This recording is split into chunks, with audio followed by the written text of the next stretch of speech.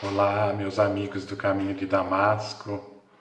É com alegria que mais uma vez estamos aqui para algumas reflexões em torno do Evangelho de Jesus à luz da doutrina espírita. Espero que todos estejam bem, com bastante saúde, convivendo bem em casa, com a família e desejando ainda que possamos, o mais breve possível, retomarmos as nossas atividades na nossa querida casa no Centro Espírita Caminho de Damasco. Bom, hoje eu gostaria de fazer algumas reflexões sobre a fé. Porque são nos momentos de provas, são nos momentos em que temos problemas, nos momentos difíceis de nossas vidas, é que nós avaliamos, na realidade, a quantas anda a nossa fé. Será que estamos calmos, tranquilos, diante dos problemas e das provas que temos que enfrentar? Ou estamos duvidosos, vacilantes, temerosos? E é nesse sentido que eu gostaria que fizéssemos então as nossas reflexões.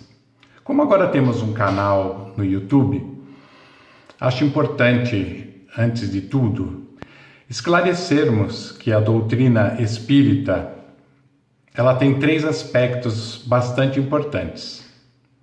Ela é uma ciência, uma filosofia e também uma religião. Então ela possui esses 3 aspectos muito importantes. Nesse tripé, que nós assentamos a nossa doutrina espírita: ciência, filosofia e religião. E muitos ainda não sabem, claro que os não espíritas, que o espiritismo é baseado na moral cristã. Então o Cristo, para nós, espíritas, é o ser mais perfeito que Deus nos enviou para servir de modelo e de guia da humanidade. Então somos cristãos e Jesus é o nosso modelo e guia. Sendo Jesus o nosso modelo e guia, gostaria de fazer uma reflexão então, já que vamos falar da fé, porque Jesus falava bastante sobre a fé. Então vamos pegar uma passagem de Jesus falando sobre a fé. E eu gostaria de recordar aquela passagem do jovem lunático, também conhecida como do jovem possesso. É importante nós ressaltarmos que o termo lunático para a época de Jesus era como se fossem pessoas com problemas mentais, com crises epilépticas e também possessos, por demônios. Demônios, Muitos ainda usam essa terminologia. Quando nós vamos buscar lá no grego, no Evangelho, nós vamos ver que a palavra é daimon. Daimon. E daimon, no grego, significa espírito. Então, o jovem estava obsediado, segundo os nossos termos, por um espírito, uma obsessão bastante grave. Podemos até num dia discutir um pouquinho mais sobre obsessão espiritual, que é a influência de um espírito, uma influência maléfica, é claro, de um espírito sobre um encarnado. Então um pai aflitíssimo, com um único filho, procura Jesus para ver se conseguia a cura do seu filho. Dizia esse pai que esse espírito fazia com que seu filho fosse jogado à água, fosse jogado ao fogo,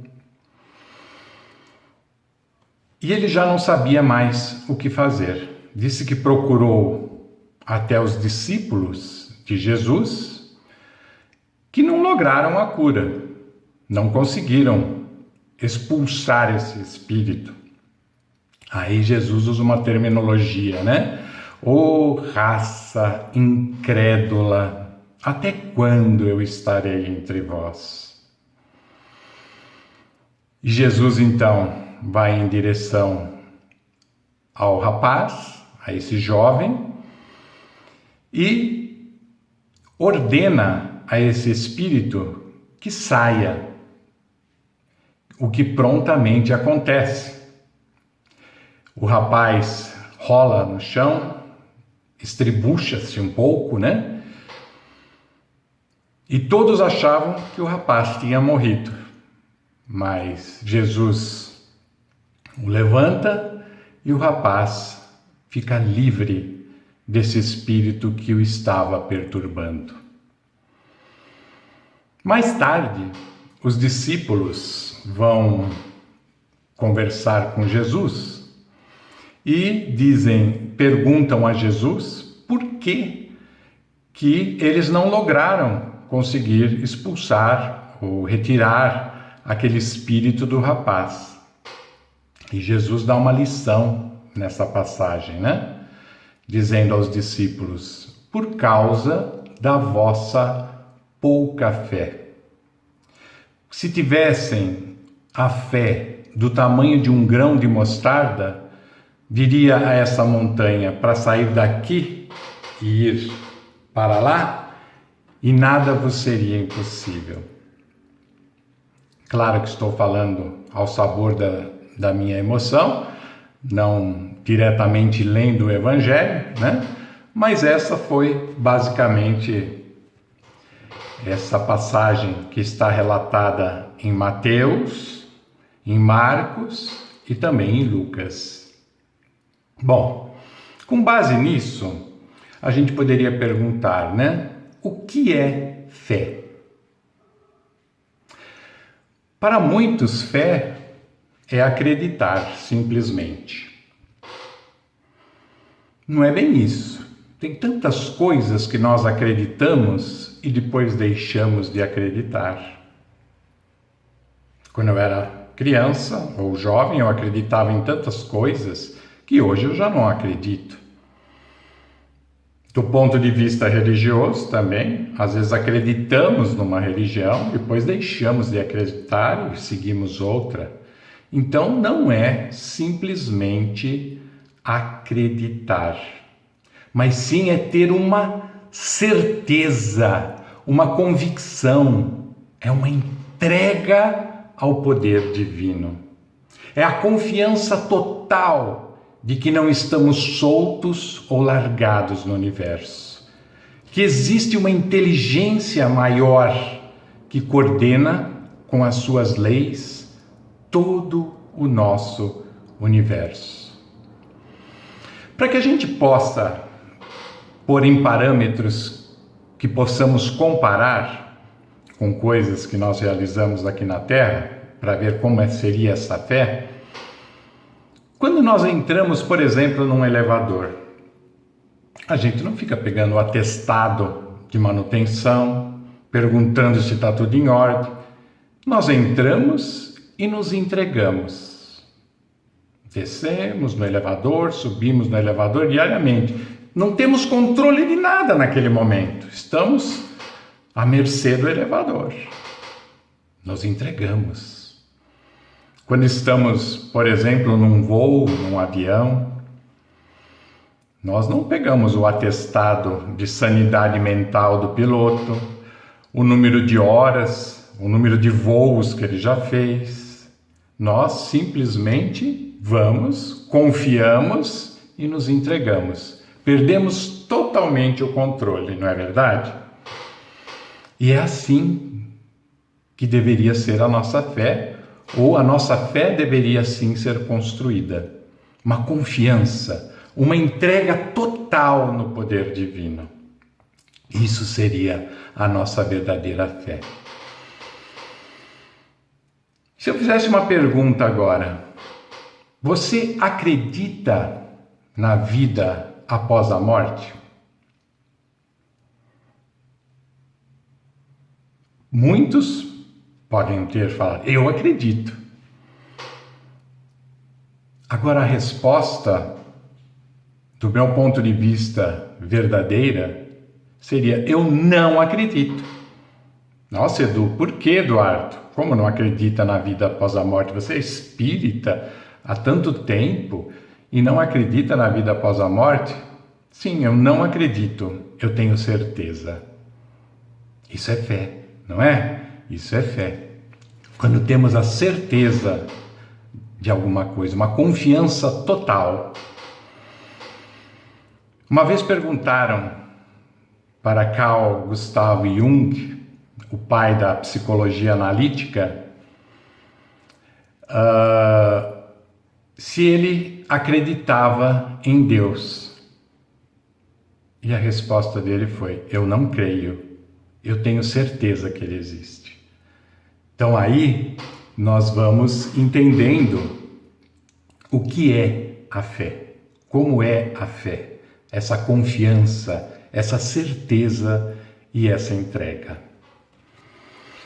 Mas como ter fé? Como aumentar a nossa fé? Nós vemos muitas vezes pessoas com tanta fé que diante dos problemas os enfrentam com tanta calma, com tanta tranquilidade, com tanta confiança, e ao mesmo tempo vemos pessoas com tão pouca fé, não acreditam em nada, não têm certeza de nada. Será que Deus daria uma quantidade de fé diferente para uns e para outros? Se ele fizesse isso, com certeza seria injusto, né? Estaria privilegiando alguns e outros não. Então a fé, na verdade, é um embrião que nasce com o Espírito. É aquela semente do grão de mostarda que Deus planta em nós. O grão de mostarda talvez é uma das sementes mais pequeninas que existem. Porém, a árvore frondosa e enorme que essa semente gera representa também a nossa fé, que de um tamanho de um grão de mostarda, na medida da nossa evolução, do nosso crescimento, nós vamos aumentando então a nossa fé.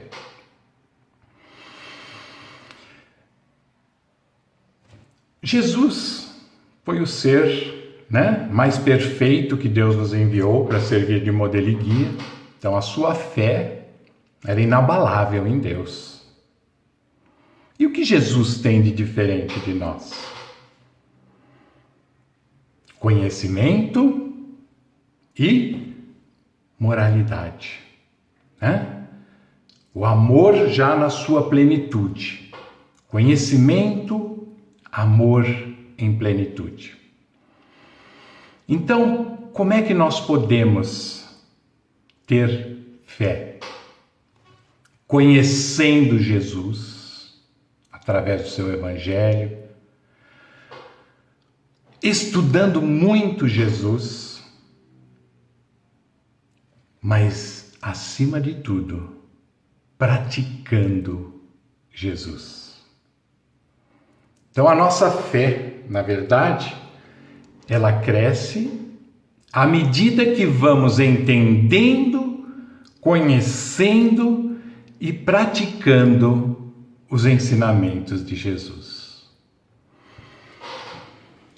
Outra parte importante sobre a fé é aquela que Tiago nos diz, Que a fé sem obras, ela é morta. Então, fé e obras devem caminhar juntos. De que adianta eu ter o conhecimento, todo o conhecimento do Evangelho de Jesus, das Escrituras antigas, mas se eu não transformar isso em obras do bem, no bem, para o bem? Então, o lema da nossa doutrina espírita é que fora da caridade não há salvação. Vamos entender caridade em vários aspectos, também não é o foco principal. Então, a nossa fé tem que ser transformada em obras no bem, né? Então, conhecer, estudar e praticar Jesus. Mais um aspecto importante da fé que Kardec ressalta é sobre a fé cega e a fé raciocinada. O que seria uma fé cega? Seria simplesmente aceitar sem questionar. Que muitos ainda fazem isso, né? Aceitam, basicamente, está lá escrito, então aquilo não merece interpretação e aquilo é a mais pura verdade.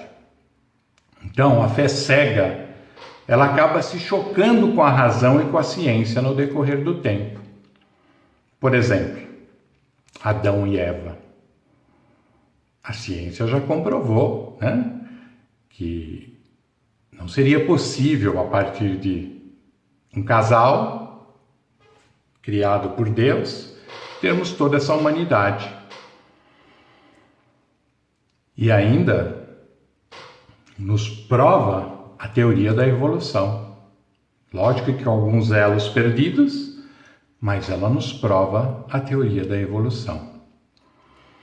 A fé cega ainda nos leva a quê? Ao fanatismo. Porque temos que acreditar naquilo que está escrito, sem questionar. E isso, no decorrer do tempo, tem levado a tantas guerras, a tantas matanças, em nome de Deus.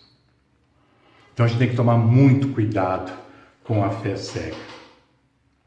A proposta do Espiritismo é a fé raciocinada.